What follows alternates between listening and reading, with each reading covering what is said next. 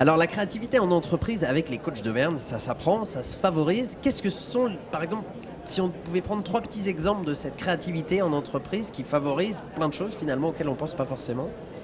Alors en fait, quand on parle de créativité, on parle souvent de frein à la créativité dans les entreprises.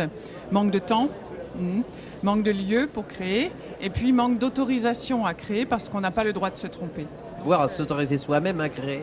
Absolument, parce que les enjeux sont énormes, parce qu'on met sa carrière en jeu, parce qu'on doit absolument trouver les bonnes réponses dans un temps qui est souvent trop court.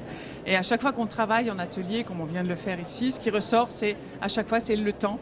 C'est un lieu pour pouvoir créer correctement, et puis une confiance, une bienveillance, une écoute et le droit de se tromper, une autorisation en fait. Ça, c'est des choses qu'on peut faire de manière petite, déjà dans un premier temps, dans une entreprise, sans forcément passer des jours entiers. Mais voilà, c'est des petites choses simples aussi qui peuvent être mises en œuvre à petite échelle.